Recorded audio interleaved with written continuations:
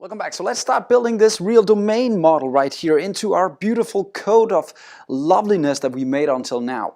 We need to create the order first, and let's just go and do that. Now, where do we start? I always start in the bottom. You can decide that yourself. So the first thing I want to do is actually create my first entity down here in the data access layer. So I'm going to right click, say add. I'm going to select a new class right here, and I'm going to create now what's called the order class right here. I'm pressing enter. Notice I've selected class right here, pressing enter to actually create that guy. And let me just zoom out because now we have the order class ready, and it's going to be a public guy right here. So we're going to add that guy. We need a couple of properties here. Let's have a look. We need an ID, order date, and delivery date.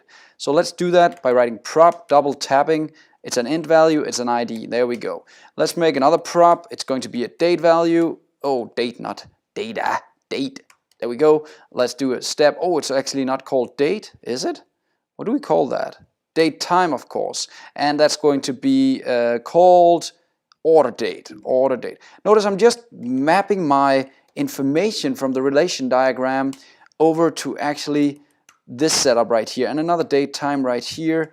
Date time. And that's going to be called delivery date. Delivery date. There we go.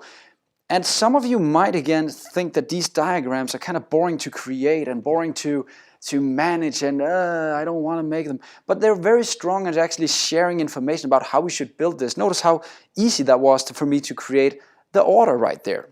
So let's not end it here, because now we have the entity, but I also want to add the entity to my context so I can start working with it inside the in-memory database.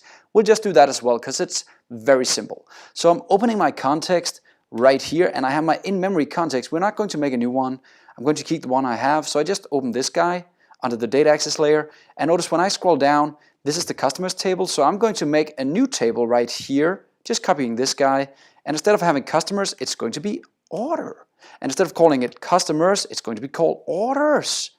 There we go.